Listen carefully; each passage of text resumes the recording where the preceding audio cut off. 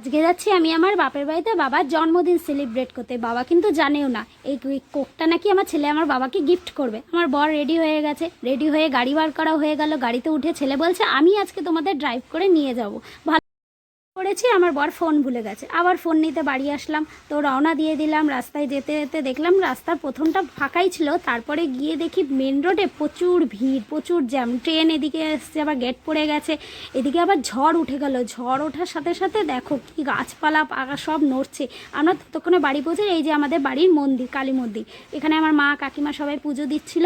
পুজোতে বাবা তো জানেই না আমরা যে আসবো। বাবাকে গিয়েই প্রথমে সারপ্রাইজটা দিলাম, তো বাবা খুব খুশি, বলছে আমার জীবনের সব থেকে বেস্ট বার্থডে গেল এইটা, তুই আমাকে গিফট করলি। তারপর কেক কাটিং শুরু হয়ে গেল। কেক কাটিংয়ে আমি বললাম, মা ছেলে দুজনে মিলেই ধরলো।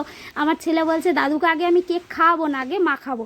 তা ও যেহেতু এগুলো ফোনে দেখে, ফোনে দেখে দেখে এগুলো আর কি অভ্যাস হয়ে গেছে যে কেক নাকি আগে মাখাতে হয় তারপরে নাকি খাওয়াতে হয়। তা যাই হোক, ও এখন কেক খাওয়াবে না, আগে মা খাবে। তারপরে আমি মাকে বললাম তুমি আগে বাবাকে খাওয়াও, বাবাও তোমাকে খাওয়াবে। তো জন্মদিনটা খুব সামান্য করেই করা হয়েছিল।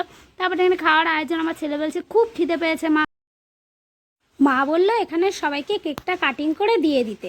তো কেক কাটিং তো আমিই করলাম, যেহেতু ওটা আমার ভাগেই প্রত্যেক বাড়ি পরে সবার জন্মদিনে বাড়িতে যতগুলো জন্মদিন সেলিব্রেট করা হয়।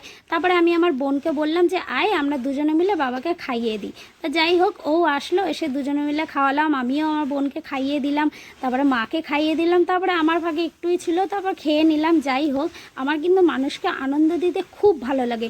আমার এটা হঠাৎ করেই প্ল্যান হয়েছিল, বাবাও জানে না যে আমি আজকে যাচ্ছি বাবাকে এত বড় একটা সারপ্রাইজ দিতে। তারপরে আমার ছেলে এখানে ক্রিমগুলো খাচ্ছে। আমার বর বলছে ও কিন্তু শুধু শুধু ক্রিম খাচ্ছে, শরীর খারাপ করবে। তারপরে আমি কেকগুলো কাটিং করে সবাইকে দিয়ে দিলাম। খুব ঘরোয়া আয়োজনই করা হয়েছিল বাড়িতে। আমার বাড়িতে মা কাকিমারা থাকে একসাথে, তো ছোটো করেই সেলিব্রেটটা করেছিলাম। তারপর কেক কাটিং হয়ে গেল। কেক কাটিং করে সবাইকে আমি কেক ভাগ করে দিয়ে দিলাম। কেক ভাগ করে দেওয়ার পরে এবার তো আমাদের কিছু ফটোশ্যুটেরও ব্যাপার আছে। বাবাকে ভাবলাম যে বাবার এত সুন্দর একটা জন্মদিন, আমি একটু ফটোশ্যুট করে দিই। তো ফটোশ্যুটটা কেমন হয়েছে অবশ্যই কমেন্টে জানাবে। এরপরে রাতের ডিনারের পালা। এটা ডিনারে কি ছিল? ডিনারে ছিল মা এদিকে লুচি ভাজছে, গরম গরম লুচি তরকারি, আর তার সাথে আছে রসগোল্লা।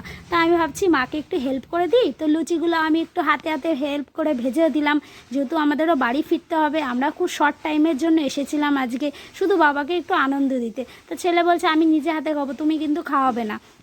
আমাদের খাবারের থালা চলে এসেছে, তো আমার বরকে ডাকছি। বর বলছে আমি একটু আসছি। দারুণ হয়েছিল মায়ের হাতের রান্না, তো সবাই জানোই মায়ের হাতের রান্না খুব ভালো হয়। তারপরে আমি খেয়ে বলছি আরও আমাকে দাও, আমার একটা লুচি লাগবে। তো আমার ছেলে বলছে না তুমি ভিডিও করবে না। তারপরে আমার বর এখানে চলে আসলো, আমরা ওদের বড়ও খেয়ে নিল। খেয়ে নিয়ে এবার বাড়ি যাওয়ার পালা। এই দেখো আমাদের দুটো বাড়িতে সবসময় এরকম বাপের বাড়িতে কুকুর থাকেই, এরা খুব ভালো, মানে এত পোষ্য না কি বলবো। তারপর যেতে যেতে দেখো বাড়ি যেতে তো আবার সেই গেট পড়লাম, আমরা সেই জ্যামে পড়লাম। যাই হোক, জ্যাম পার করে আমরা বাড়িতে চলে আসলাম। আমি কিন্তু সাধারণত গ্রামেরই বউ হয়ে গেছি, অলরেডি ছিলাম মফস্বলে, কিন্তু দুর্ভাগ্যবশত মানে কি বলবো কপালের ফের বাড়ি চলে আসলাম। তারপর বাড়ি চলে আসলাম, তাই হোক অনেক জ্ঞান দিয়ে ফেললাম। তো বাড়ি চলে এসেছি। আজকের মতো এখানে ব্লগটা শেষ হলো। টাটা।